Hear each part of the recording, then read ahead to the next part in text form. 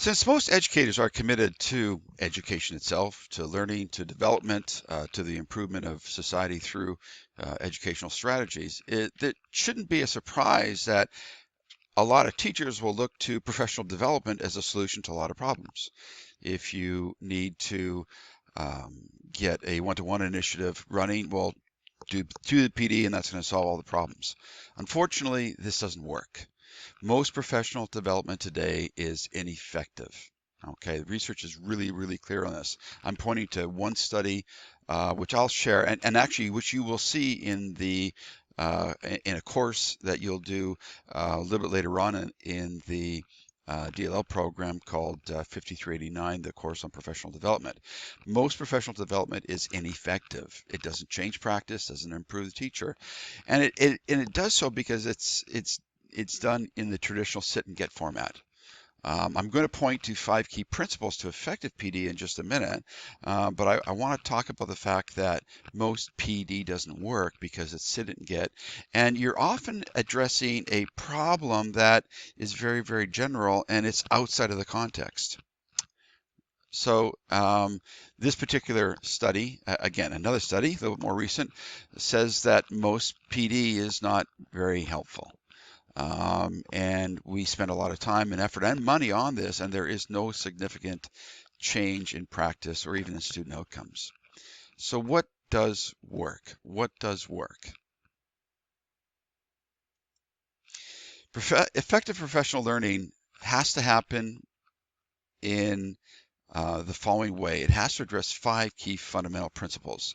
There has to be an extended duration, meaning that it takes weeks, months, or longer, not days. It isn't something that is done at the beginning of the term. It's just not done quickly. It takes a long time. There has to be ongoing support throughout that entire duration, ongoing real support helping people to actually implement ideas. It has to be active and passive. It isn't a sit and get scenario where everybody shows up or you take in a seminar and you listen to somebody talk about it. You have to actually do something. The people who are giving you the professional development or engaging in the professional development have to model what is working. And here, perhaps, is one of the most important aspects of professional development. There has to be an authentic context. Now, this is extremely important because there's a tendency for DLL students to take a look at their innovation plan and think of, well, I'm just going to offer professional development. I want people to use technology. I want people to use iPads. I want people to use Chromebooks. So I'll offer PD and problems will be solved. That doesn't work. Unfortunately, it does not work. The reason that it doesn't work is that you can't just actually apply technology as a quick fix. You can't give people a bunch of iPads and then show them how to maybe use an app or two. This doesn't work. We've been trying to do this for decades and it doesn't work. What does work is using the iPads or the Chromebooks or that piece of software, the Kill and Drill software. I apologize, it's not Kill and Drill, but the drill software that can be used, the math program, the English program or language program that is used for drilling.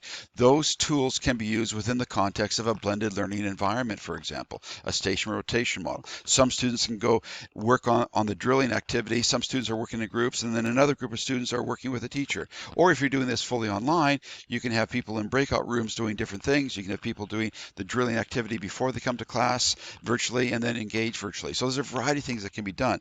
But using a blended learning environment or a blended learning scenario or blended learning initiative is a wonderful way to implement iPads, Chromebooks, and a whole assortment of technology. PD is one of the things that you do.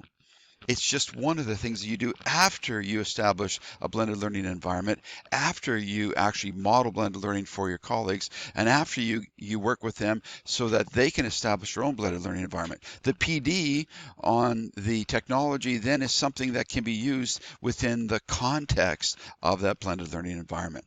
So if you're looking at coming up with an innovation plan or innovation strategy, professional learning, professional development for your colleagues isn't going to be an innovation strategy.